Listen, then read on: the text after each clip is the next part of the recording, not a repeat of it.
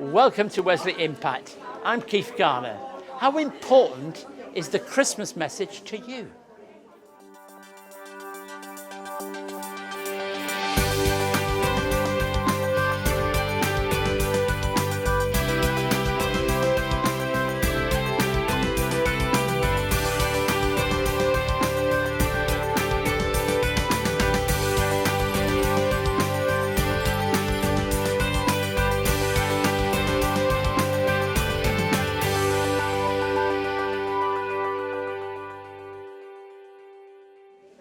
I'm in the Wesley Centre once again, filming today's episode of our annual Wesley Fair.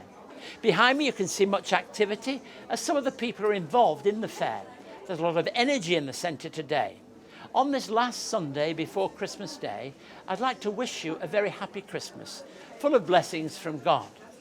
Over the coming week, I'd like you to be encouraged as you reflect on the past 12 months and look forward to all that the future year might hold for you.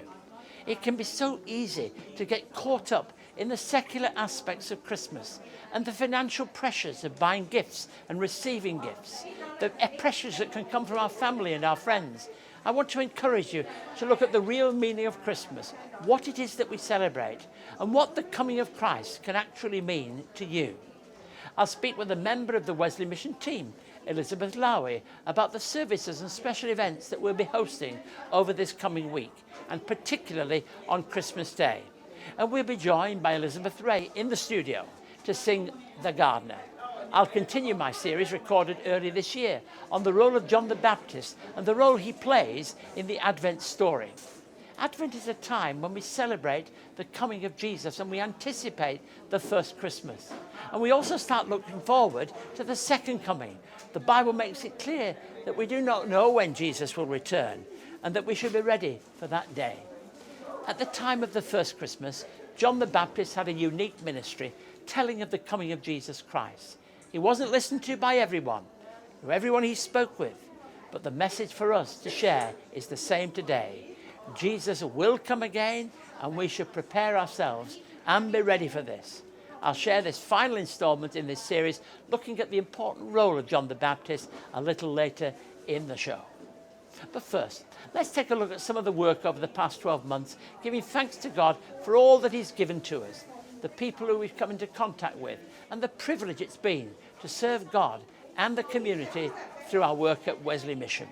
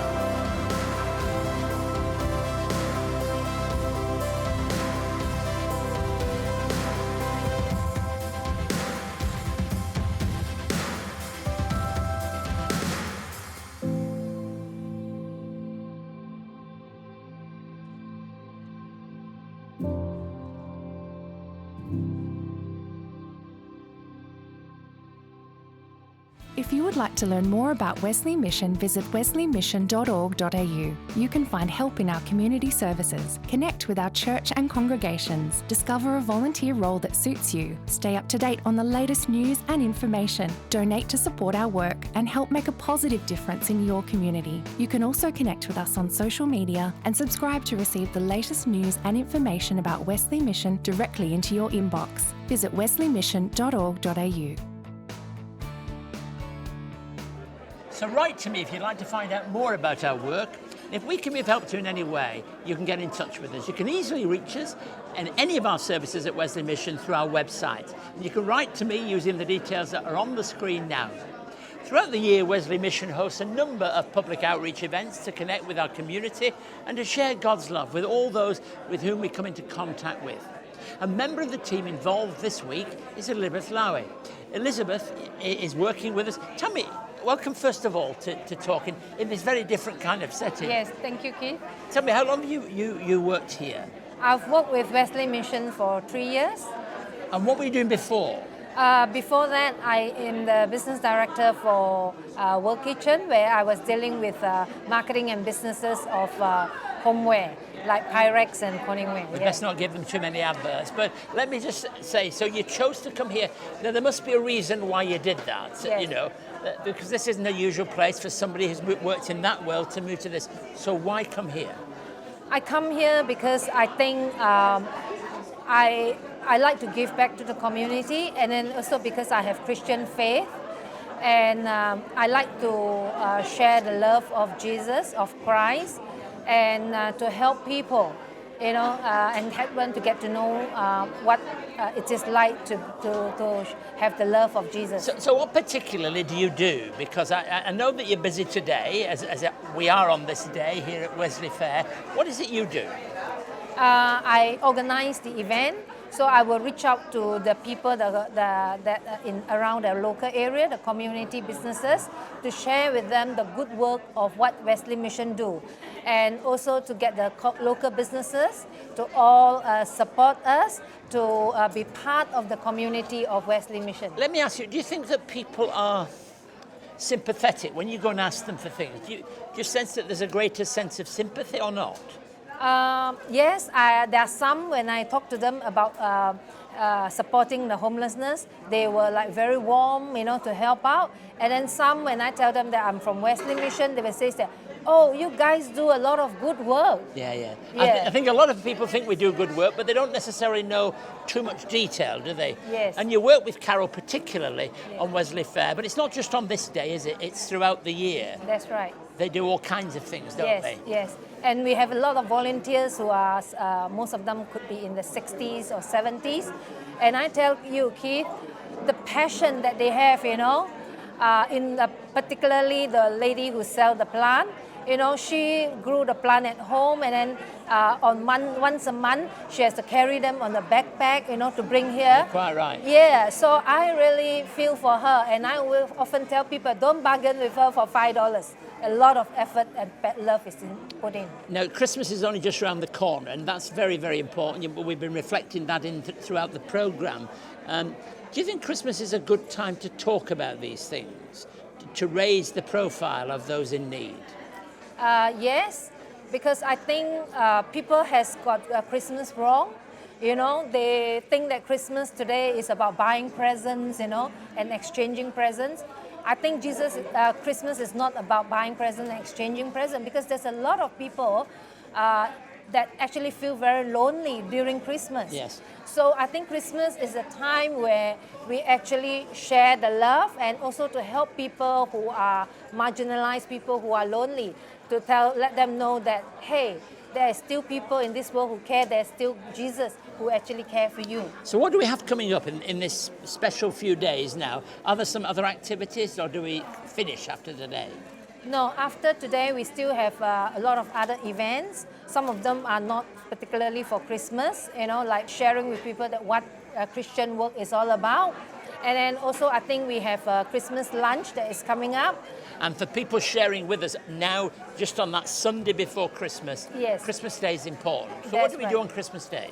On Christmas Day, we have a combined service here at 10 a.m. where people can come and worship, and celebrate Christmas together. And then we have a very diverse congregation group here, where we have the Chinese sermon and everybody worship together. And then also we have this Christmas lunch. And Christmas lunch is the time where we actually share, Christmas, the love of God with people who are lonely, that they don't have anybody at home. And for people who want to, I'm happy to say this to those of you at home, if you want to book in on Christmas Day, just you get on the telephone to Wesley Mission and we'll give you details about that. What keeps you motivated in the work you do? Because it's not just doing things what keeps you motivated? I'm very motivated when I see somebody very happy. Like example, I have 1 year where this lady who came all the way from Penrith, and she tell me she want to volunteer, but obviously she can't because she is not mobility is a little bit of an issue. But then what I did is that I gave her the ticket. I bought her a ticket to come for the Christmas lunch, and she was very happy after that because she meet a lot of friends and she have a very happy Christmas. Yeah, well, that was really worthwhile. Well, stay with us now because I'm thanking Elizabeth, but also welcoming now Elizabeth Rae and the Wesley Impact Band singing The Gardener, recorded earlier in the studio.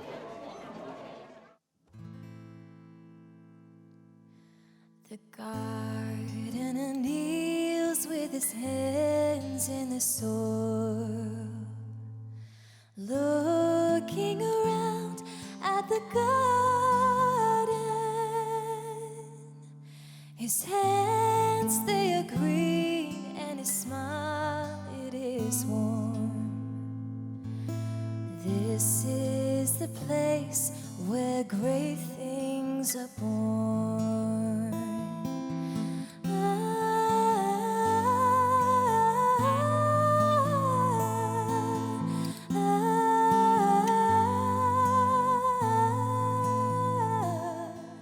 A seed far below where he kneels on the grounds begins to awake from its slumber, and in a few days it'll burst through the earth. This is the place where great things are born.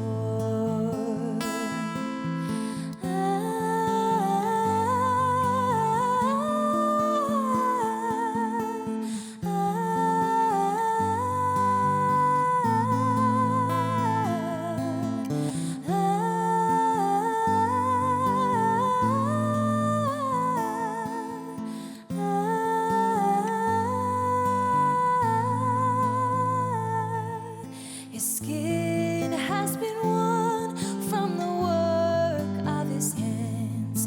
His eyes come alive as the seeds from the land rise from the depths and reach up to the sun. And he won't stop working until it is done. The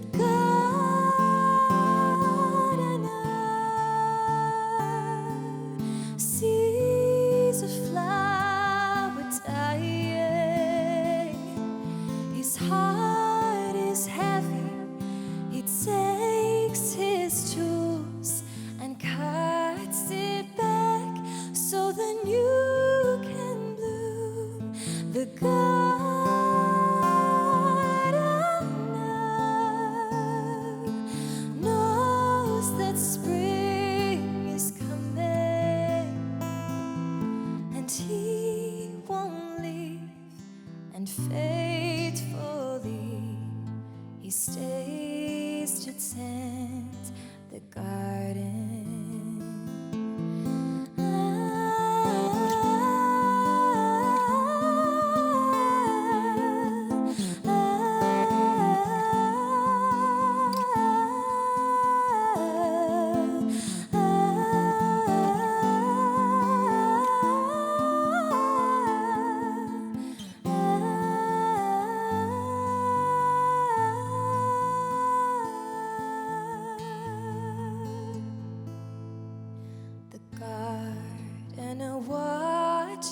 day turn to night.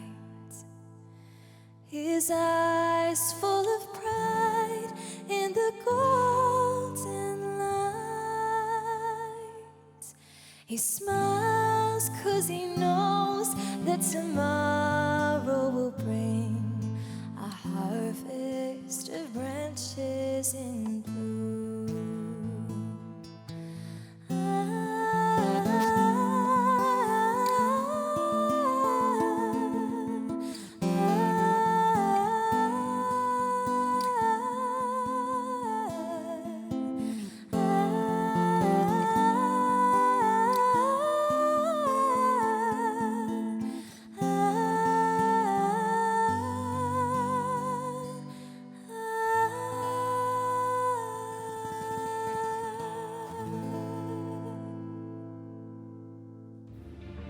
Experience the Galilee and the towns and cities where Jesus was raised and called his home.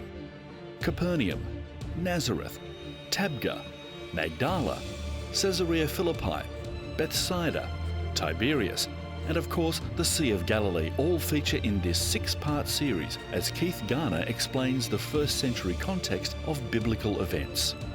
Jesus was born during a time of change in the political and economic leadership of this region. Fishermen around a lakeside was really one of the big businesses. Why Jesus? Why didn't people ignore him? Why did they take him seriously? And what are the questions we should be asking today if we're going to take Jesus seriously? The Man of Galilee is available now and comes with a study guide for leaders, small groups and individuals. For more, visit wesleymission.org.au. As I said earlier, I'd like to share with you now the final instalment of a short series on John the Baptist, also recorded in the studio. John the Baptist plays a unique and very important role in the Christmas story, and the one that we can continue to learn all about, even today. So we light that 4th candle, just the King in the centre, on this final Sunday before Christmas, the last Sunday of Advent. And when Joseph learns of Mary's forthcoming child, he obeyed the message of the messenger from God, the angel. It's so easy to underestimate the role and place of Joseph in the infancy stories, how important he is. He was so significant in the nativity stories and his relationship with Mary and what he had to offer. Remember the place he must have had in the life of Jesus as he grew as a child into a young person.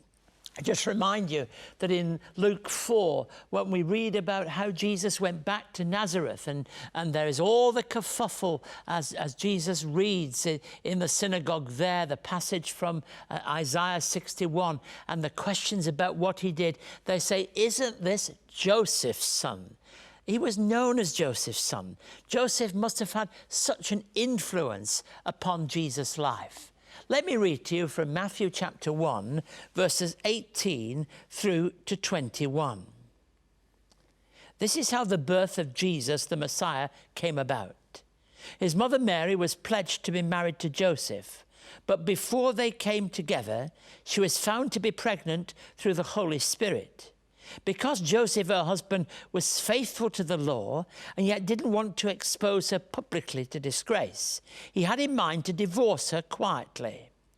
But after he considered this, an angel of the Lord appeared to him in a dream and said, "Joseph, son of David, do not be afraid to take Mary home as your wife, because what is conceived in her is from the Holy Spirit. She will give birth to a son, and you're to give him the name Jesus, because he will save his people from their sins." This early scene in the drama of the gospel is so significant. You see, Joseph is much more than just a nice guy. He displays qualities that I want to draw your attention to. Two in particular that are going to be important at the very beginning of the ministry of Jesus and throughout what must have been true for Joseph and many other of the earlier followers of Jesus. Firstly, faithfulness. It's there in so much of the teaching of Jesus. And it's great to think that Jesus' earthly father displayed something of that faithfulness. Faithfulness to his wife. Faithfulness to what he was called to do. And faithfulness in being an example in the home. From what we know, Joseph probably died early in the life of him, so that in fact, when it came to Jesus' ministry beginning, it appears to be only Mary still alive. He would have a special responsibility then, as the eldest boy in any family would, to look after his mother. So faithfulness would be so significant, it would be so important. And as far as Joseph is concerned, like the men of the day, they had a responsibility in their home. I remember going to Nazareth, underneath the church there. It's not a small town anymore. Even when I went, there was something like 70,000 people that lived there, mainly Palestinians and mainly people living in a teeming in fact, the city's bigger than that now. And the church there is a church that has underneath a place that is meant to replicate the kind of workshop that Joseph would work in. But there is a famous picture of Jesus with his arms outstretched behind Joseph at work. It's a shadow of Joseph working on the carpenter's bench. So very, very important. He was faithful. But he also had a willingness to rise above public opinion. Now, I think this aspect is something that we would be very unwise to miss. The story that the nativity stories are trying to tell us is this would be a disgraceful position to find yourself in. To find, in fact, that your wife is to have a child and you're not married and all that went with it. It would be difficult for some today, but certainly in the time of Jesus, it would be very, very difficult. And so for Joseph, it would be an enormous challenge. But he rises above all that. He doesn't want to put away Mary. He doesn't want to divorce her. He doesn't want to do something that would have any element of public disgrace at all. So he was unafraid, if you like, of what people might say.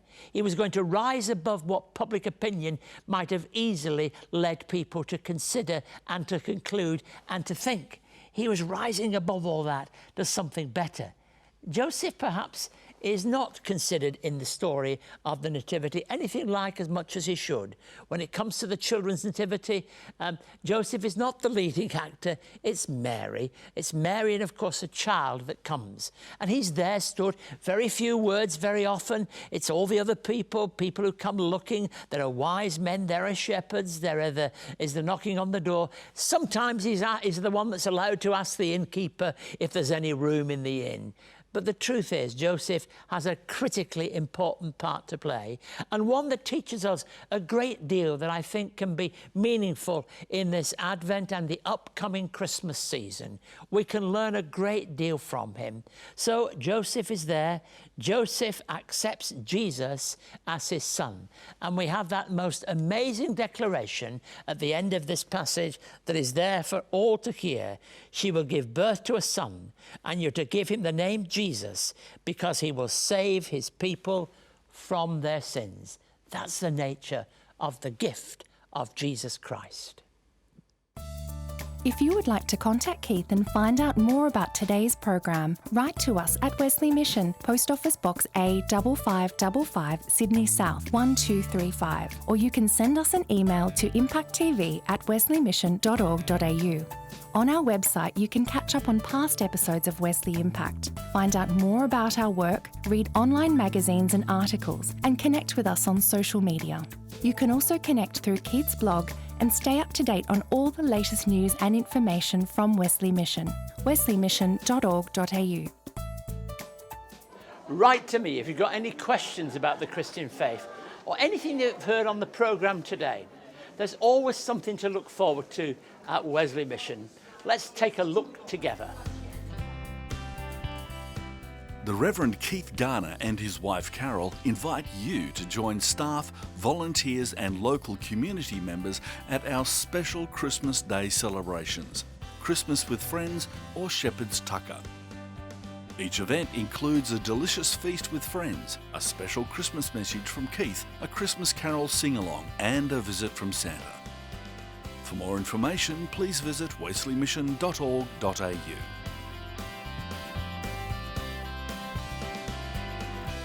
Thank you for joining us today. I always look forward to spending this time with my friends here on Wesley Impact.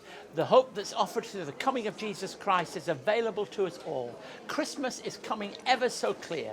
May you be really focused on the gift of Jesus Christ and all that he can mean to you. We've got a special show on Christmas Day, and I'm looking forward to sharing with you. Is there any day that's so joyous as Christmas and Easter, on those days when we celebrate a real focus on Jesus? We'll be back on Christmas morning with that special episode celebrating all that Christmas can mean to us. I hope you're able to join us then.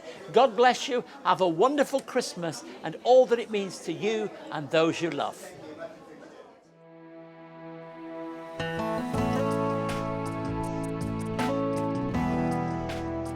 Wesley Mission walks alongside people of all ages struggling with homelessness, addictions, mental health issues and financial stress. To find out more, visit wesleymission.org.au.